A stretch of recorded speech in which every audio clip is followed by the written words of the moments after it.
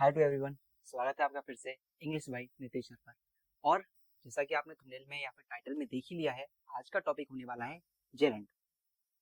Gerund क्या होता है?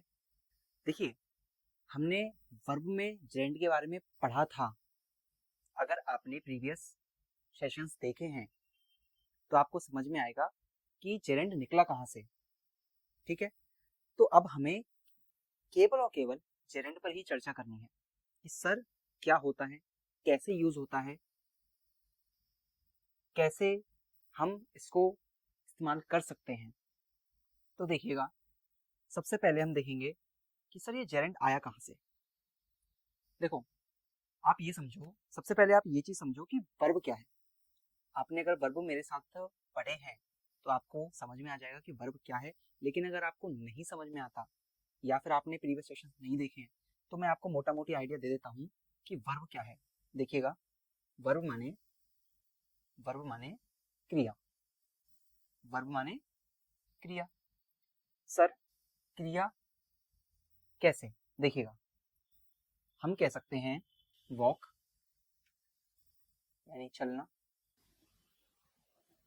ये मेन वर्ब बता रहा हूं मैं। ठीक है, देखिएगा, नेक्स्ट राइड।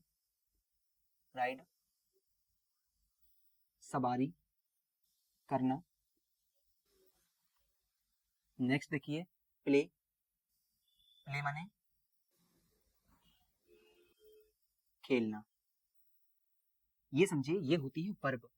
इसमें आपको समझ में आ रहा है कि आप क्या कर रहे हैं। ठीक है, लेकिन हमें क्या देखना है? हमें जेरेंड देखना है। और जेरेंड क्या होता है? सर जेरेंड होता है नाउन। मतलब माने, देखिएगा, पहले आप छोटी छोटी चीजों को समझिए। बेसिक से देखिए कि नाउन क्या होती है। सर नाउन होती है संज्ञा। ठीक है, जैसे कि boy, school,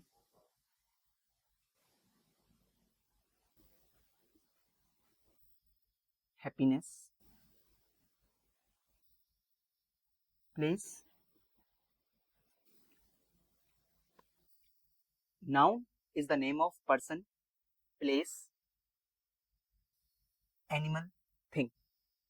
person, place, animal, thing, यही तो संज्ञा है, यही तो नाउन है। Naming, noun is a naming word. समझते हैं ना कि नाउन क्या है? नाम है। किसी भी चीज का नाम नाउन होता है। ठीक है, तो हमने क्या देखा कि सर ये तो होता है नाउन और ये होती है वर्ब यानी कि क्रिया, यानी कि किसी कर्ता के द्वारा किसी क्रिया को किया जाए। अब देखिएगा, subject, object, sorry subject, verb, object, ये स्ट्रक्चर होता है। मैंने क्या बोला? मैंने ये बोला the boy, the boy is playing good. वह बच्चा या वह लड़का अच्छा खेल रहा है। वह लड़का जो है, द का मतलब है आर्टिकल। द आर्टिकल को हम तब यूज करते हैं जब हम किसी को स्पेसिफिक कर देते हैं, किसी के बारे में बताते हैं, किसी को पॉइंट आउट कर देते हैं कि हम इस इंसान के बारे में बात कर रहे हैं। ठीक है, तो देखिएगा, यहाँ पर प्ले का मतलब होता है खेलना। आपने देखा कि सर ये स्टार्टिंग वाला है, ये नाउन है। सर ये नाउन है, ये मेन वर्ब है, एमबी। और सर ये क्या है? ये क्वालिटी है। तो सर ये एडजेक्टिव हो गया। ठीक है, अब देखिएगा, हमें पढ़ना है जेरेंड के बारे में। सर आप पढ़ा रहे हो वर्ब और नाउन के बारे में। सर ये तो हमें पता है। पता है तो अच्छी बात है, नहीं पता है मैं उन लोगों के लिए बता रहा हूँ जिनको नहीं पता। देखिएगा, इनको समझाने का मेन मोटिव क्या था कि आप ये समझो कि ये तो होती है वर्ब और ये होता है नाउन। लेकिन क्या सर वर्ब भी नाउन की तरह यूज हो सकती है? क्या सर वर्ब भी नाउन की तरह यूज हो सकती है? तो मेरा जवाब होगा जी हाँ, वर्ब भी एक नाउन की तरह यूज हो सकती है। सर ये तो चीटिंग, चीटिंग नहीं है बेटे। देखिएगा, कैसे?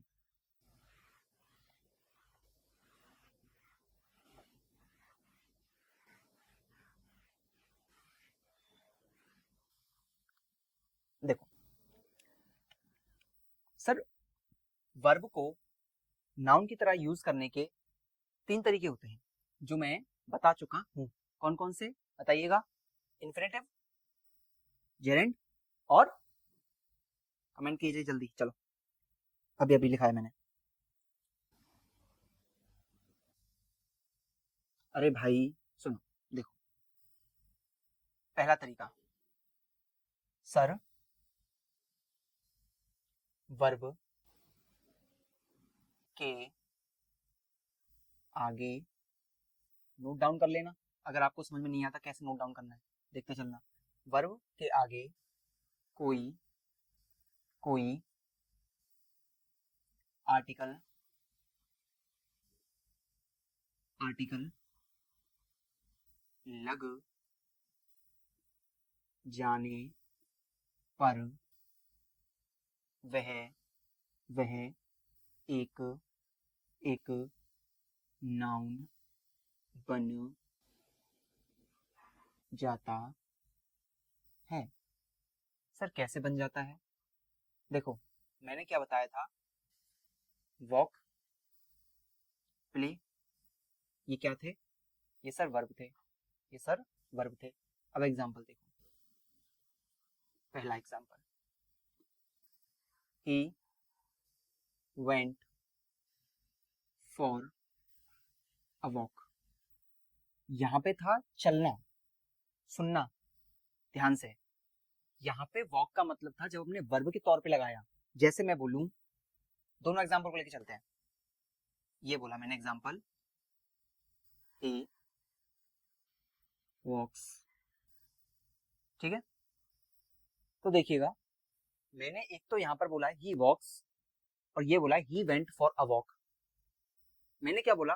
वर्ब के आगे कोई आर्टिकल, आर्टिकल कौन से होते हैं? अब आर्टिकल देख लीजिए सर, आर्टिकल स एन दा, वाह रे वाह, स्टार मार्क। सर जी, आर्टिकल्स होते हैं ए, एन और दा। अभी मैंने एक सेंटेंस लिखा था द बॉय वाला, तब मैंने दा का यूज किया था। लेकिन सर ए और एन, सर ए और एन सिंगुलर के साथ में लगते हैं। सर हमें तो पता नहीं सिंगुलर प्लूरल क्या होता है, तो बेटा जुड़े रहना, वर्ब के साथ क्लियर करेंगे इन चीजों को, ठीक है? देखो, जब हमने बोला आर्टिकल लग जाने पर वह एक नाउन बन जाता है या नाउन के तरीके से वो कार्य करता है, जब यहां पर हमने बोला ही वॉक्स, तब वो क्या कह रहा है? वह वह वह चलता है, वह चलता है। और मैंने क्या बोला कि वॉक क्या होती है? एक वर्ब होती है। वॉक क्या होती है? वर्ब होती है। अब देखिएगा, यहाँ पर कोई वर्ब क्या होती है? जब कोई कर्ता, ये करता है, ये कर्म है यानी क्रिया है यानी वर्ब है, और कर्ता यानी डूअर, करने वाला। मैंने बोला इस इंसान ने ये काम करा, यह चलता है, यह फिरता है, ये दिखता है, तो कर कौन रहा है? डूअर ही तो है। और जिस काम को किया जा रहा है उसकी क्रिया है, यानी कि यह किया किसने? चल कौन रहा है? यही तो चल रहा है ना भाई, यही तो चल रहा है। तो चलने का काम ये कर रहा है, तो ये इसके द्वारा जो कार्य किया गया वही तो वर्ब हुई, ठीक है? तो यहां पर वॉक्स एक वर्ब का कार्य कर रही है। लेकिन यहां पर जब हमने बोला कि हमने जब आर्टिकल लगा दिया, तब वो क्या बन गया? सर वो नाउन बन जाता है, सर वो नाउन बन जाता है। यहां पर वॉक का मतलब, यहाँ अ वॉक जो है ये नाउन है और इसका मीनिंग निकल रहा है एक सैर, सैर सपाटा, ठीक है? यानी कि हमने क्या देखा कि सर जब किसी नाउन वर्ब के आगे कोई आर्टिकल लगा दिया जाए, रिपीट करो, सर जब किसी वर्ब के आगे कोई आर्टिकल लगा दिया जाए तब वो वर्ब एक नाउन बन जाती है। और हम यही तो पढ़ रहे हैं कि वर्ब को कैसे नाउन में कन्वर्ट करें, लेकिन सर आपने तो बोला हम जेरेंड पढ़ रहे हैं। बेटा आएगा भी, रुको ये समझो। देखो यहां पर मैंने बोला सेम, एग्जाम्पल नंबर 3, इन दोनों एग्जाम्पल को लेकर चलूंगा, देखना। शी या दे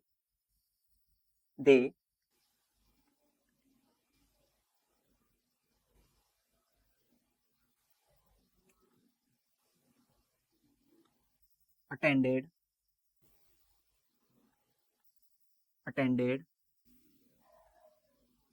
a play,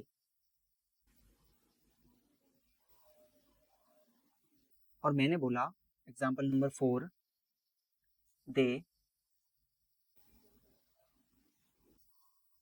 प्ले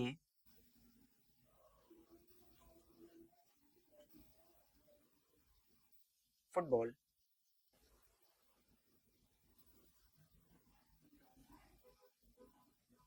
एवरीडे। देखिएगा, सॉरी, देखिएगा हमने क्या बोला, दे अटेंडेड अ प्ले, और यहां पर क्या बोला, दे प्ले फुटबॉल एवरीडे। तो बेटा हमने क्या बोला कि जब कोई कार्य किसी कर्ता के द्वारा किया जाए तब वो वर्ब कहलाती है। तो ये तो होगा करने वाला, और ये इसका हो गया काम, यानी कि यहाँ पर ये किसका काम कर रहा है, ये वर्ब का कार्य कर रहा है। ठीक है, ये किसका कार्य कर रहा है, वर्ब का। लेकिन सर हमें तो ये जानना है कि आर्टिकल लगने के बाद कोई वर्ब नाउन कैसे बन जाती है। तो ये देखिए, मैंने बोला उन लोगों ने क्या अटेंड किया, प्ले अटेंड किया। यहाँ पे प्ले का मतलब देखिएगा, यहाँ प्ले का मतलब हो रहा है खेलना, खेलना, और यहाँ पर प्ले का मतलब आ रहा है नाटक। क्या आ रहा है सर, नाटक आ रहा है। यानी कि जब हम किसी नाउन के आगे कोई आर्टिकल लगा देते हैं तब वो नाउन क्या बन, वो सॉरी, जब हम किसी वर्ब के आगे आर्टिकल लगा देते हैं तब वो वर्ब क्या बन जाती है सर, वो वर्ब एक नाउन की तरह एक्ट करने लगती है। क्या करने लगती है, एक नाउन की तरह से एक्ट करने लगती है सर। ठीक है जी, ये हो गया। अब हमें क्या देखना है, हमें देखना है सेकंड नंबर का रूल, जिसका नाम होता है जेरेंट। ये नोट कर लिया ना। देखिएगा अब हमें क्या देखना है, हमें देखना है आईएनजी, यानी कि हमें देखनी है वर्ब।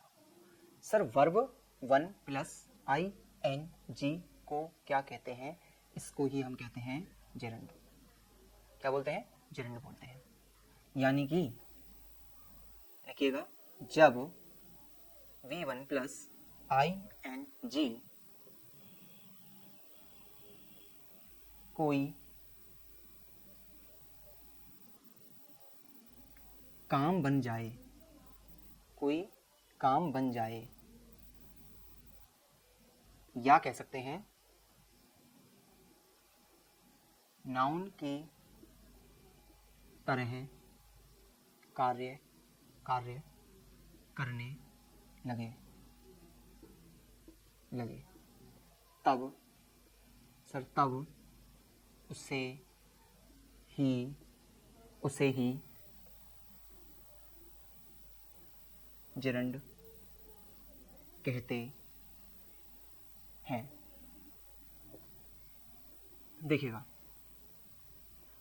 देखिएगा पहले ये समझो, हर वर्ब आईएनजी जेरेंड नहीं होता है, वह तभी जेरेंड होगा जब वह नाउन का काम करे। देखो कैसे, मैंने क्या बोला है, जब B1 प्लस आईएनजी कोई काम बन जाए या नाउन की तरह कार्य करने लगे तब उसे ही जेरेंड कहते हैं। यानी कि जेरेंड कोई अलग चीज नहीं है, ये वर्ब ही है जो अब क्या कर रही है, एक नाउन की तरह से कार्य कर रही है। जैसे कि एग्जाम्पल में देखिए, स्विम क्या है, स्विम है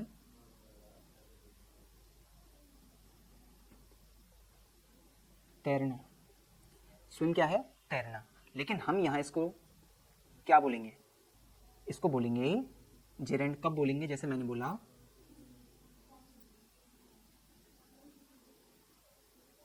swimming is a good exercise. और मैंने बोला कि ही इज स्विमिंग फास्ट। देखिएगा, दोनों जगह पर स्विमिंग आ रहा है, दोनों जगह पर स्विमिंग आ रहा है जी, हाँ या ना। देखिए, यहां पर जो स्विमिंग है ये जेरेंड है, और यहां पर जो स्विमिंग है ये वर्ब है। मैंने क्या बोला, हर यहां लिख लो, नोट लिख लो। सर नोट कितने वाला, 5.5 रुपए का। कि सर हर B1ING जेरेंड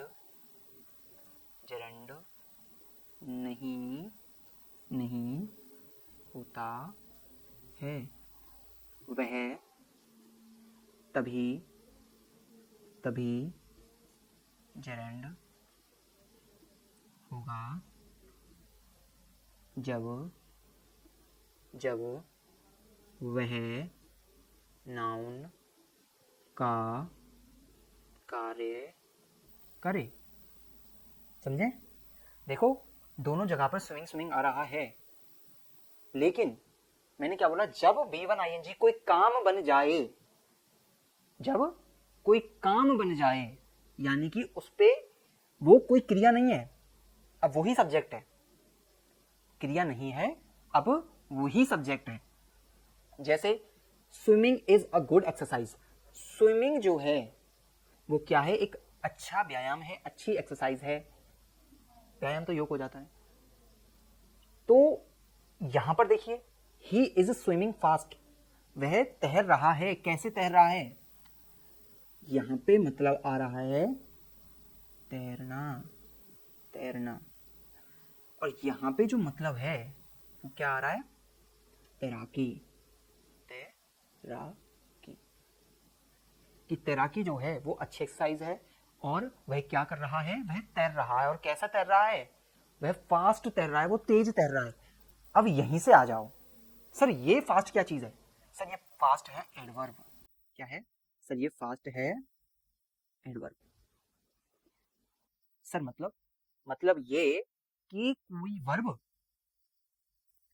के बाद में एडवर्ब भी आ सकता है, यानी कि किसी वर्ब को एडवर्ब भी क्वालिफाई कर सकता है। अब सर क्वालिफाई करने से सेंस क्या बन रहा है बेटा, सेंस इसलिए बन रहा है कि जेरेंड को, देखिए यहां लिखिएगा, जेरेंड को हम वर्ब नाउन इसलिए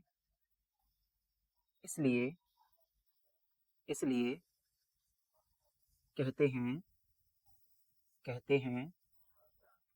जिसमें कहते हैं, जेरेंड को हम वर्ब नाउन इसलिए कहते हैं क्योंकि वह वर्ब की विशेषताएं भी रखता है। देखिएगा कैसे, एक बार ये चेक करो और पढ़ो पूरा अच्छे से।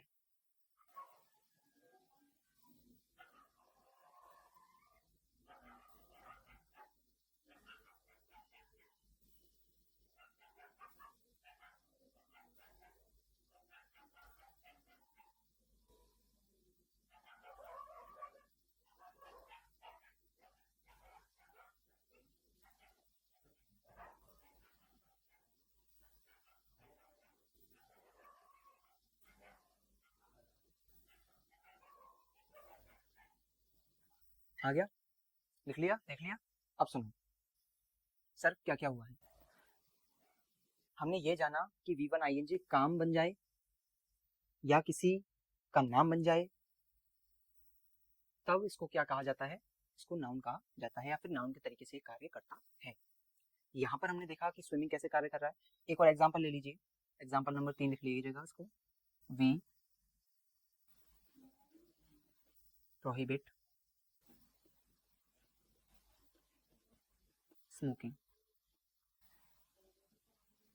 ठीक है, यहाँ पर ये ऑब्जेक्ट आ रहा है, ये ऑब्जेक्ट है और यही क्या है, यही नाउन है। सर ये नाउन कैसे है बेटा, स्मोक का मतलब होता है धुआं और स्मोकिंग का मतलब होता है धूम्रपान, यानी कि नशा जो कहते हैं तंबाकू वगैरह का या सिगरेट पीना। स्मोकिंग धुआं होता है, सॉरी स्मोक धुआं होता है, स्मोकिंग होता है धूम्रपान। इस तरीके से ड्रिंक का भी होता है, ठीक है, और ड्रिंकन भी होता है। तो इन सबके अलग अलग यूज होते हैं। ड्रिंकन मतलब होता है पिए हुए होना या पियक्कड़ टाइप में, ठीक है, ऐसे समझो।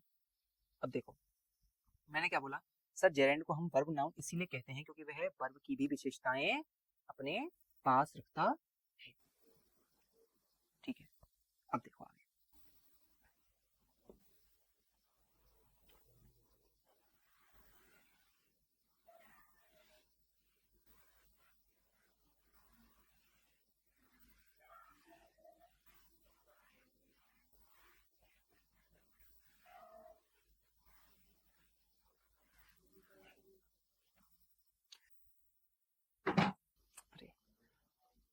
तो सुनिएगा, अब मैंने क्या बोला आपसे कि नाउन वर्ब क्यों कहा जाता है जेरेंड को, क्योंकि जेरेंड क्या करता है, वर्ब क्या करती है, वर्ब में विशेषताएं होती हैं कि उसके बाद कोई ऑब्जेक्ट आ भी सकता है और नहीं भी आ सकता। मैं बात कर रहा हूँ ट्रांजिटिव वर्ब की। मैं किसकी बात कर रहा हूँ, सॉरी मैं किसकी बात कर रहा हूँ, ट्रांजिटिव वर्ब की बात कर रहा हूँ। ठीक है, यानी कि एक विशेषता तो ये होती है कि उसके बाद कोई वर्ब आ सकता है और नहीं भी आ सकता। और अभी मैंने एडवर्ब के बारे में बताया, अभी हमने लिखा ना स्विमिंग फास्ट, वर्ब के बाद एडवर्ब भी आ सकता है, यानी कि एडवर्ब क्वालिफाई करता है किसको, वर्ब को। 2 पॉइंट देखिए, पहला पॉइंट जानिए, पहला क्या है, वर्ब के बाद, वर्ब के बाद क्या, ऑब्जेक्ट आ भी सकता है और नहीं भी। ठीक है, पहला पॉइंट। दूसरा पॉइंट क्या कह रहा है, दूसरा पॉइंट ये है कि वर्ब के बाद एडवर्ब आ सकता है जो वर्ब को क्वालिफाई कर सकता है। सर क्वालिफाई करने का मतलब क्या है, मतलब ये है, यहां देखिएगा, मतलब ये कि एडवर्ब ये बताता है कि जो क्रिया हुई है वह किस किस तरीके से हुई है। अब देखिएगा, वर्ब की बात हम कर रहे हैं कि वर्ब ऐसे ऐसे होता है, तो वर्ब ही तो आईएनजी ही तो वर्ब का ही पार्ट है ना, V1 आईएनजी वर्ब का ही तो पार्ट है, और इसी को हम अगर नाउन की तरह यूज कर दें तो वो जेरेंड कहा जा रहा है। तो यानी कि जेरेंड भी क्या करना चाहिए, जेरेंड क्या करना चाहिए, जेरेंड के पास भी ये वाली क्वालिटीज होनी चाहिए। तो क्या उसके पास ये वाली विशेषताएं हैं, ये वाले कैरेक्टरिस्टिक्स हैं? तो देखिएगा कैसे, मैंने क्या बोला, वर्ब के बाद कोई ऑब्जेक्ट आ सकता है और नहीं भी। तो देखिएगा इसमें पहला एग्जाम्पल नंबर 1, ट्रांजिटिव वर्ब की बात कर रहे हैं यहाँ पे मैं लिख देता हूं, मतलब है ट्रांजिटिव और इंट्रांजिटिव वाले वर्ब, हम इनकी बात कर रहे हैं। ठीक है, देखिएगा पहला आई ईट, दूसरा एग्जांपल देखिएगा, ये वर्ब की बात चल रही है, अभी जेंडर जेंडर पे तो आया ही नहीं हूं, देखो, और मैंने क्या बोला, ऑब्जेक्ट आ भी सकता है, he does his work, ठीक है। अब देखो थर्ड एग्जांपल, वर्ब के बाद एडवर्ब आ सकता है जो वर्ब को क्वालिफाई कर सकता है, कैसे, she runs, ठीक है। एग्जांपल नंबर 4 देखिए, she runs fast। In example को देखो, क्या इसके बाद कोई कुछ आ रहा है, इसके बाद कुछ आ रहा है, वह खाता है, वह खाता है, he does his work, वह कार्य करता है, she runs, वह दौड़ती है, और she runs fast। अब मेन पॉइंट हमें ये पकड़ना है फोर्थ वाला, कि सर वर्ब के बाद में क्या आई, क्या आया यहाँ पे, एडवर्ब आया, सर वर्ब के बाद क्या आया, एडवर्ब आया। तो क्या ऐसा हो सकता है कि जेरेंड में भी ऐसा ही हो, पूछिए अपने आप से क्वेश्चन, क्या जेरेंड में भी ऐसा हो सकता है। देखो मैं क्या कह रहा हूं, मैंने कहा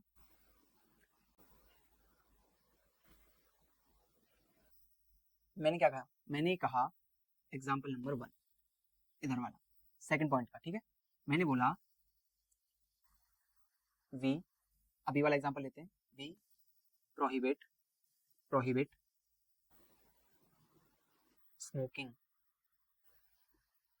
दूसरा एग्जाम्पल लेते हैं, आई प्रेफर वर्किंग हार्ड, ठीक है।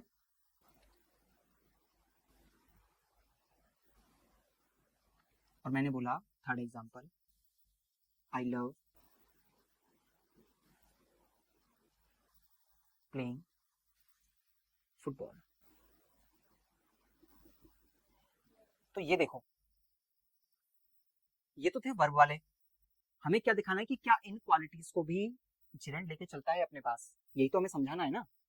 तो देखिएगा यहां पर इसने कुछ ऑब्जेक्ट लिया, नहीं दिया, ये अपने आप में ऑब्जेक्ट है, ठीक है। यहां पर देखिए, I prefer working hard, sir ये हार्ड क्या चीज है, sir this is adverb, and this is, sir this is gerund.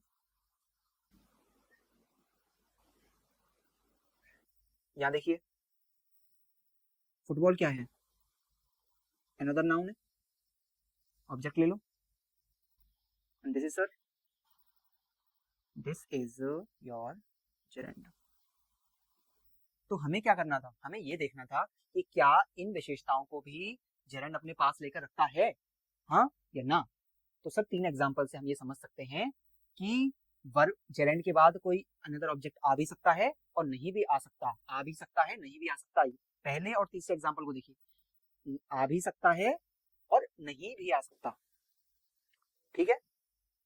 इनका मतलब क्या है, आई लव प्लेइंग फुटबॉल, मुझे फुटबॉल खेलना पसंद है। तो देखिए क्वालिटी इस टाइम पे किस चीज की दिखा रहा है, ये जेरेंड किस चीज की क्वालिटी दिखा रहा है, वर्ब की ही दिखा रहा है, लेकिन है जेरेंड, खेलना पसंद है, खेलना हिंदी में नहीं खेलना दे रहा है वो, समझ रहे हो। अब देखो इधर, आई प्रेफर वर्किंग हार्ड, मैं मेहनत से कार्य करना पसंद करता हूँ, है ना, मैं मेहनत से कार्य करना पसंद करता हूँ या मेहनत वाला कार्य करना पसंद करता हूँ, कुछ भी बोल रहा हो, पर तुम्हें इस चीज पे ध्यान देना है कि वर्ब के बाद एक एडवर्ब आ सकता है जो वर्ब को क्वालिफाई करेगा। और सेम हमने क्या बोला कि जेरेंड के बाद भी एडवर्ब आ रहा है जो किसको क्वालिफाई कर रहा है, वो जेरेंड को क्वालिफाई कर रहा है। कैसे, कि वो जो कार्य कर रहा है या फिर वो कार्य करना कैसे पसंद करता है, किस तरीके से, किस ढंग से। तो मैंने क्या बोला, वर्ब क्या बताता है, वर्ब सॉरी यहाँ पे गड़बड़ होगी, वर्ब से बताता है, वर्ब यह है, जब वर्ब बताता है कि, ठीक है ऐसे रखो, वर्ब बताता है कि जो क्रिया हुई है वह किस तरीके से हुई है, समझ रहे हो, यही तो एडवर्ब बता रहा है, इसी को तो क्वालिफाई करना बोल रहे हैं। यानी कि जब यहां पर हमने बोला she runs fast, she runs fast, तो वो दौड़ तो रही है पर किस तरीके से दौड़ रही है, वो तेज दौड़ रही है। तो हमने क्या किया, उस वर्ब को क्वालिफाई कर दिया, उस वर्ब के बारे में बताया कि वो क्रिया हो तो रही है पर किस तरीके से हो रही है, वो तेज हो रही है, वो दौड़ रही है, तेज दौड़ रही है। वहीं हमने क्या बोला, आई प्रेफर वर्किंग हार्ड, मैंने इसी चीज को बताया कि वर्ब दो क्वालिटीज लेके चलती है, दो कैरेक्टरिस्टिक्स लेके चलता है, कैसे कि उसके बाद कोई ऑब्जेक्ट आ भी सकता है और नहीं भी आ सकता, और उसके बाद एक एडवर्ब आ सकता है जो उसको क्वालिफाई कर सकता है।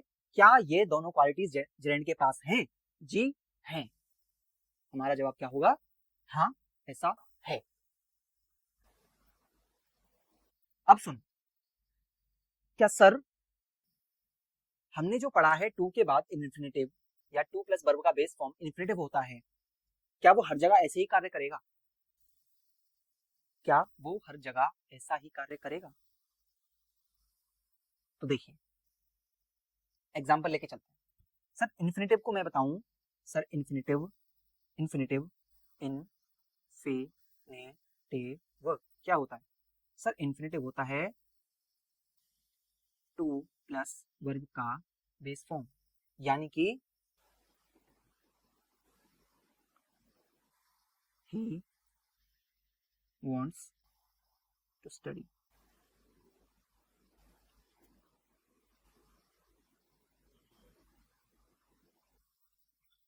वो क्या पढ़ना चाहता है, अंग्रेजी पढ़ना चाहता है, वो क्या पढ़ना चाहता है, वो अंग्रेजी पढ़ना चाहता है। तो ये क्या था, ये सर जेरेंट, ये इंफिनिटिव था कि टू के बाद क्या आएगा, टू के बाद वर्ब का बेस फॉर्म आएगा, क्या आएगा, टू के बाद वर्ब का बेस फॉर्म आएगा, टू के बाद वर्ब का बेस फॉर्म ही आएगा। लेकिन एक एग्जांपल देना, ठीक है, एग्जांपल दे रहा हूं, उसके बारे में तुम लोग बताना मुझे सर क्या मैटर है।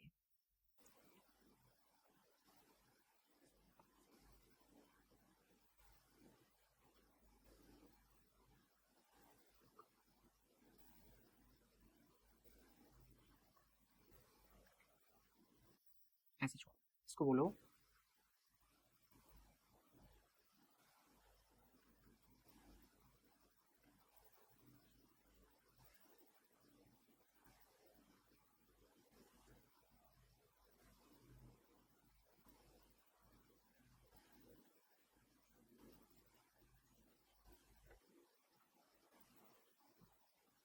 बताओ, क्या टू का, टू प्लस वर्ब का बेस फॉर्म यहाँ सही है? क्या टू प्लस वर्ब का बेस फॉर्म यहाँ सही है? सर हमने बोला इन्फिनेटिव टू प्लस वर्ब का बेस फॉर्म होता है, टू के बाद वर्ब का बेस फॉर्म आता है, तो क्या यहाँ पर भी बेस फॉर्म आना चाहिए, हाँ या ना?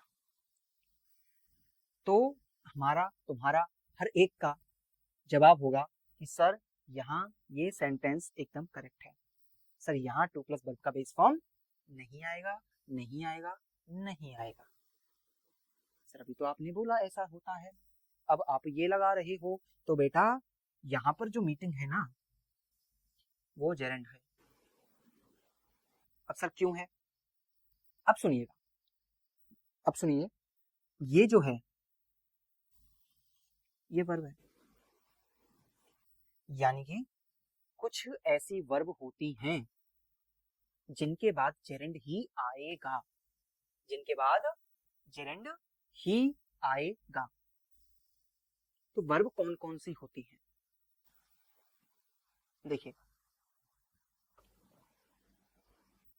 इसको देख लो अच्छे से, इन वाले एग्जाम्पल्स को अच्छे से नोट कर लेना, और इस वाले को भी, इन दोनों को, कि इनमें फर्क क्या है, क्यों फर्क है इनमें, ठीक है। चलो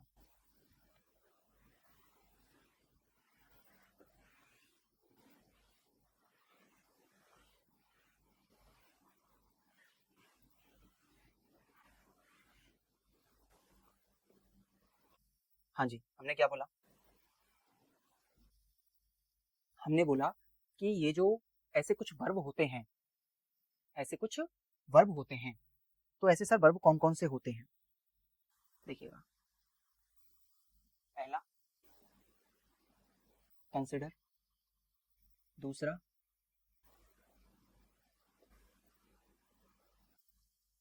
रिकमेंड, सर तीसरा एडमिट, सर चौथा लुक फॉरवर्ड टू, सर पांचवा फील लाइक। फील लाइक का मतलब होता है पसंद या मन होना, मन होना, किसी चीज का मन होना।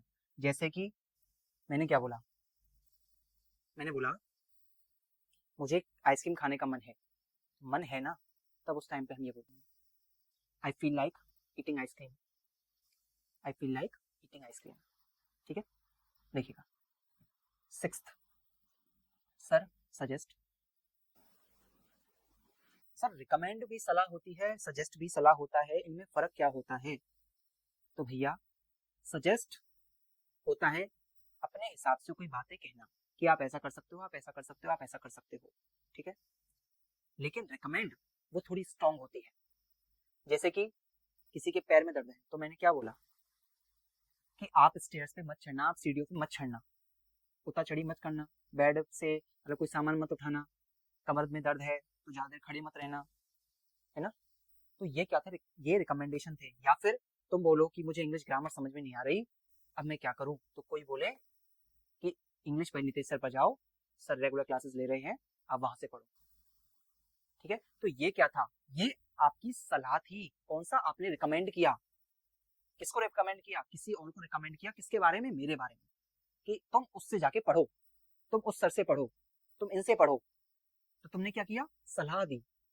और तुम्हारे हिसाब से वो सलाह कैसी थी, वो स्ट्रॉन्ग सलाह थी। क्यों? क्योंकि तुम्हें दिख रहा है कि सामने वाले को समझ में चीजें नहीं आ रही है, वो कहाँ से पढ़ेगा। तो जब उसने तुम्हें बताया तो तुमने कहा कि इंग्लिश बाय नितेश सर पर जाओ, वहां पर कोर्स पढ़ा हुआ है, वहां पे क्लासेस रेगुलर चल रही हैं, चाहे वो 9th क्लास की हो, चाहे वो 10th क्लास की हो, चाहे वो ग्रामर हो, तो आप जाकर वहां से पढ़ सकते हो। तो ये थी आपकी रिकमेंडेशन। ठीक है, रिकमेंड वर्ब है, रिकमेंडेशन नाउन है। ठीक है, रिकमेंड से ही रिकमेंडेशन बनता है, सजेस्ट से ही सजेशन बनता है। ठीक है, अब देखो 7th can't help. Can't help का मतलब होता है रोक ना पाना, रोक रोक ना पाना।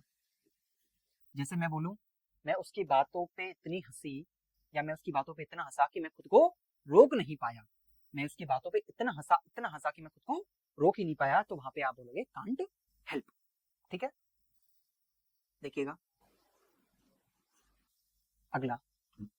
और कौन कौन से होते हैं, किसी को पता है?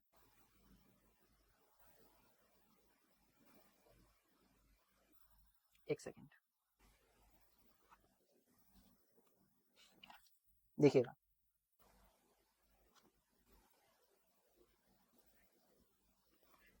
देखिए,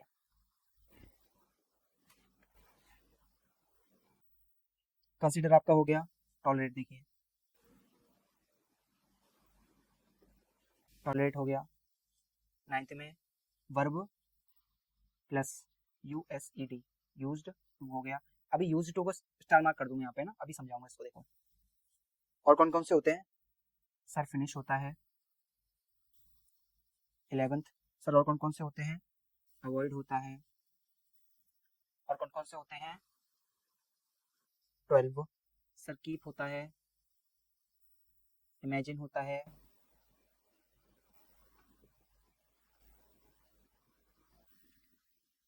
14th।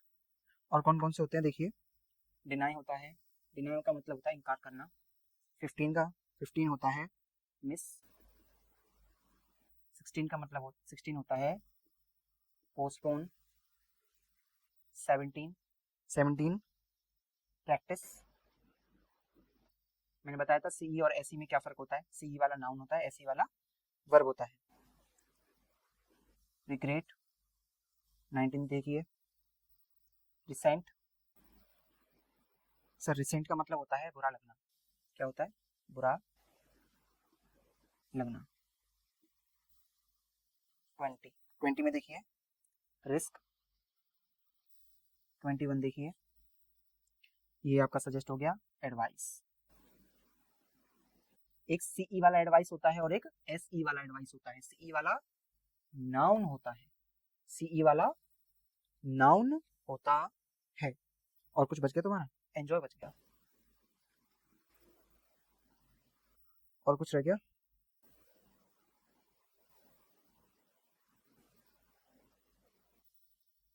लो इनफ है। सुनिएगा, देखिए इतने वर्ब हैं, इनके बाद हम क्या करते हैं, इनके बाद हम यूज करते हैं जेरेंड। इनके बाद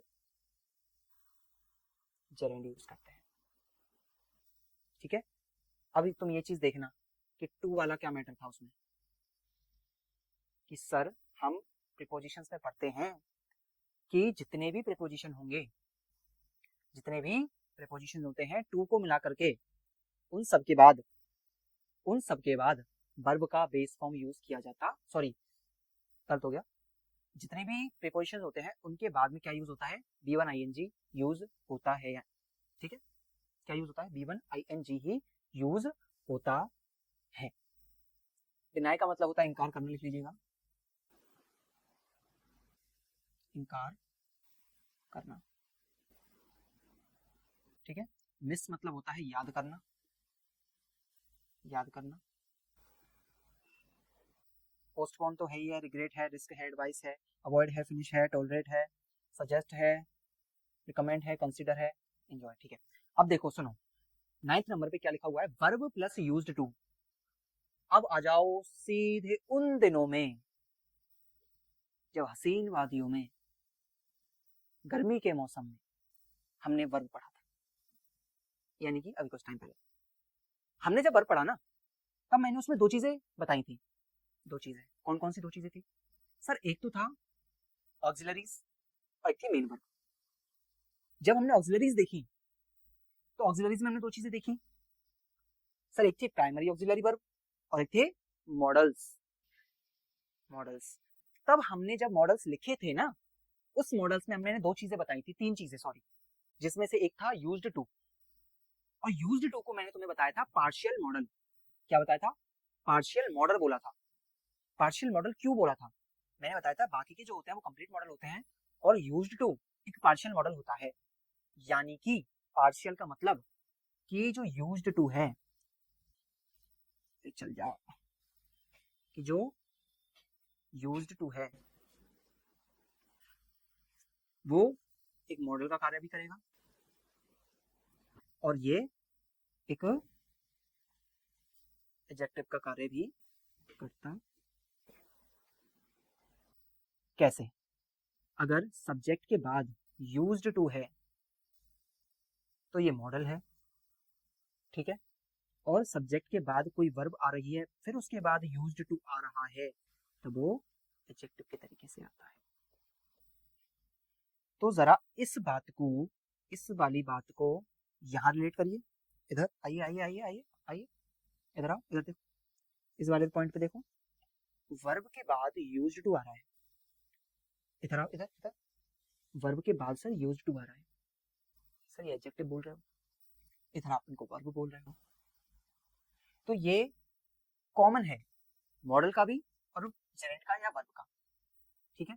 यानी कि अगर हम मॉडल भी पढ़ेंगे तो मॉडल में भी सेम यही कॉन्सेप्ट भी पढ़ेंगे हम, कि जब वर्ब के बाद यूज्ड टू का यूज होता है उसके बाद हम क्या लगाते हैं, जेरेंड लगाते हैं। जैसे मैंने बोला उसको लेट सोने की आदत हो गई, तो मैं कैसे बोलूंगा, लत हो गई, आदत हो गई, तो मैं बोलूंगा ही, मैं बोलूँ वो जागने की आदत हो गई तो मैं क्या बोलूंगा, ही गॉट यूज्ड टू